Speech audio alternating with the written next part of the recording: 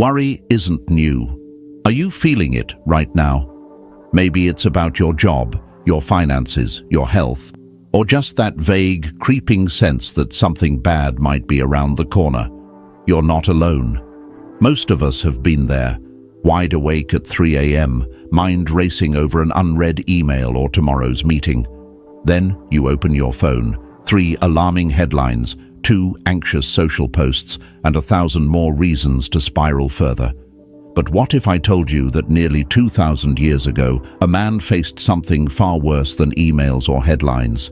Marcus Aurelius, emperor of Rome, lived through one of history's deadliest plagues. Millions died, cities collapsed, panic was everywhere, and while others fled, he stayed, calm, rational, resolute. In the heart of that chaos, he wrote meditations, private notes to strengthen his own mind. Today, those words still speak. And in this video, you'll discover 5 powerful Stoic ways to stop worrying and reclaim peace. 1. History repeats, and so does worry. Marcus Aurelius once wrote, "Whatever happens, keep this in mind. It's all happened before. It will happen again." And somehow, it feels like he was speaking directly to us.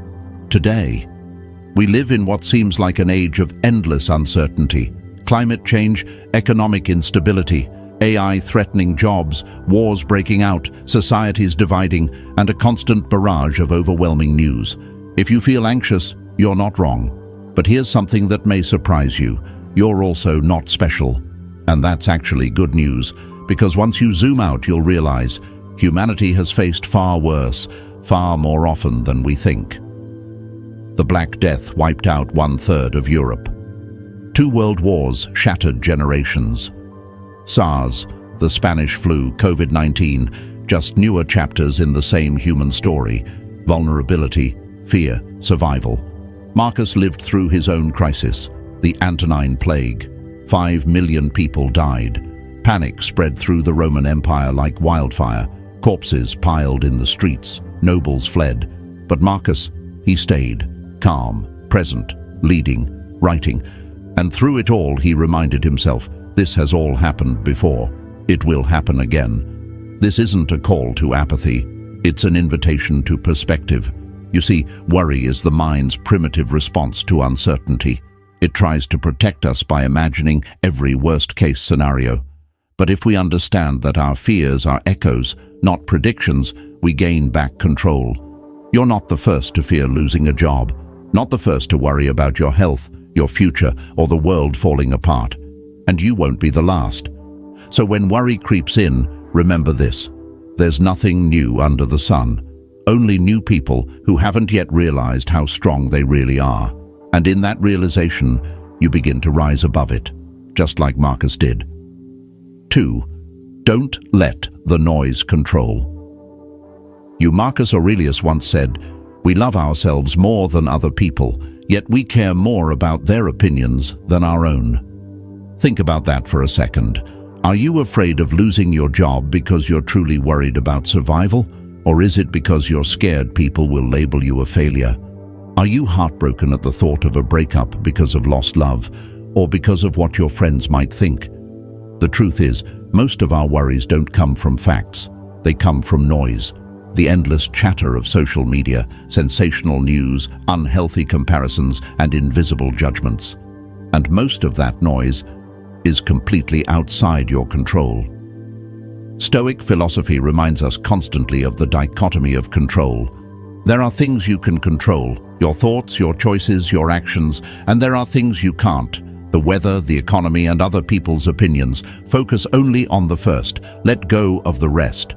Marcus didn't have TikTok or breaking news alerts, but make no mistake. His world was noisy too. Political conspiracies, public unrest, elite gossip, rumors of rebellion. He understood deeply, the moment you let your peace depend on public opinion, you hand over your soul to strangers.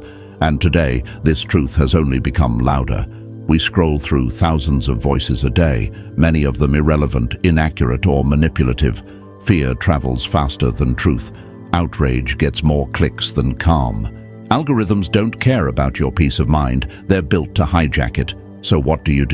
You build a mental fence. Limit your news intake to 10 focused minutes a day. Unfollow accounts that make you feel small. And most importantly, ask, is this within my control? If the answer is no, let it go. Because when you stop absorbing every voice around you, you finally start hearing your own. And in that quiet, you'll discover something powerful.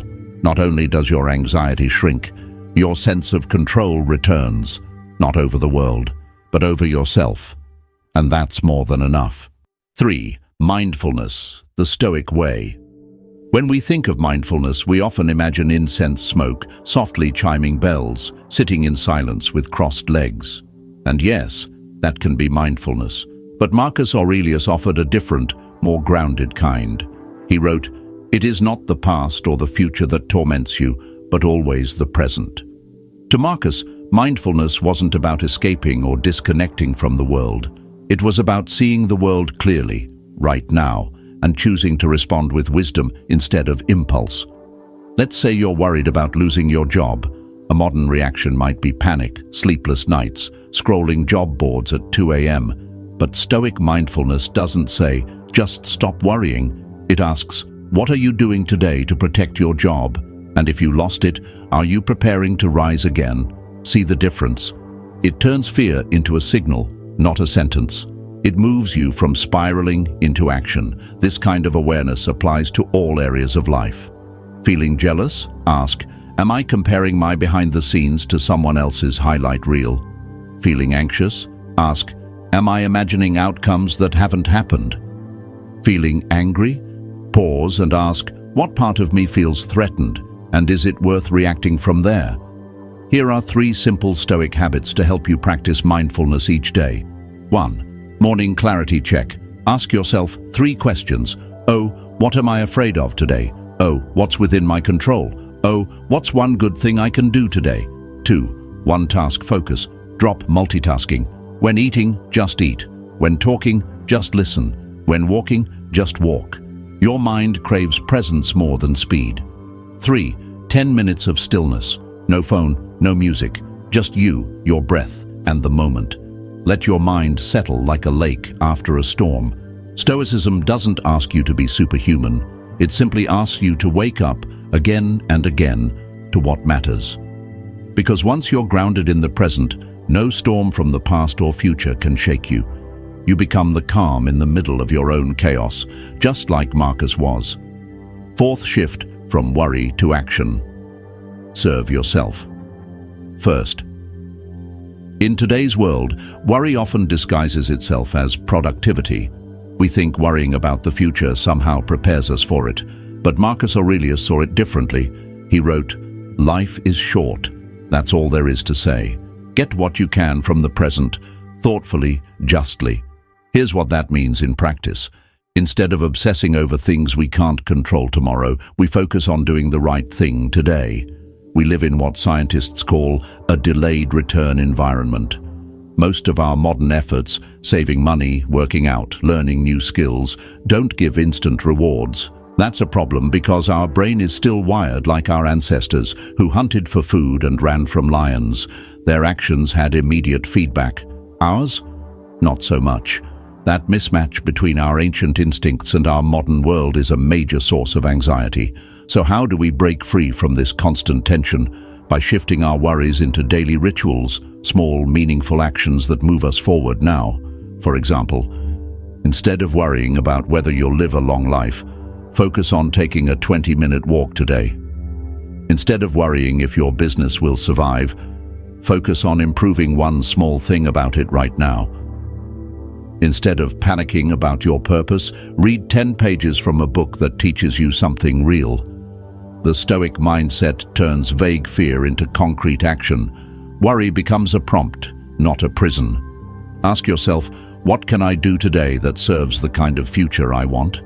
Maybe it's making your bed, maybe it's drinking more water, maybe it's finally updating your resume or calling someone you've been avoiding. Whatever it is, do it. Then do it again tomorrow. Because the best way to fight the unknown is by building a life you do know, one deliberate action at a time. Just like Marcus, you don't need to control the future. You only need to show up fully and serve the present well. 5. Serve others and watch your worries shrink. When everything was falling apart, when the Antonine Plague was wiping out cities, when panic swept through Rome, when even the wealthiest abandoned their posts and fled, Marcus Aurelius did something radical. He stayed. He visited the sick. He attended funerals. He sold his possessions to fund relief. He didn't pretend everything was fine. He felt the sorrow deeply. In fact, he once wept publicly after hearing someone say, "Blessed are those who died quickly in the plague." But through that pain, he remained steady. Why? Because he understood a truth that modern science now confirms: helping others helps us too. When we give our time, our attention, our compassion, something shifts inside us. The focus moves away from our own fear and onto a shared humanity, and that shift can be healing. Most of us think we have to wait until we have it all together before we start serving others. But Stoicism flips that thinking on its head. It says, you are never too broken to help someone else.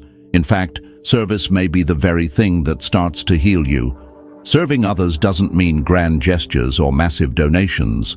It can mean sending a voice message to a friend who's struggling, giving genuine praise to someone who rarely hears it, holding space for someone else's fear, even when you have your own. These small acts reconnect us with meaning. They remind us that we are more than our worries. We are part of something bigger than ourselves. Marcus once asked, is helping others less valuable to you? Not worth your effort? The answer, of course, is no. In helping others, we reconnect to our best selves, the calm, generous, courageous part of us that worry tends to silence. So if you're feeling anxious, ask, who can I serve today, even in a small way? Because sometimes the fastest path out of your own storm is helping someone else find shelter in theirs. Conclusion: worry is a choice. You can't control the world. You can't stop bad things from happening. You can't completely eliminate worry from your life, but what you can do is choose your response. You can choose not to be swept away by fear. You can choose not to react on impulse. You can choose not to live in the shadow of what if. You can choose, like Marcus Aurelius did, to be calm in the chaos, to stay grounded when the ground shakes, to serve, not panic, to focus on what's right, even when the world feels wrong. And you don't have to wait until you feel ready. Marcus didn't wait. He acted, he led, he wrote, in the middle of plague, grief, and uncertainty. He didn't conquer fear with a sword. He conquered it with his mind. So here's my final question for you. What's the one thing you're worrying about the most today? And what's one action, just one, you can take to rise above it? Start there. And if this video helped you see your worries in a new light, share it with someone who needs it too.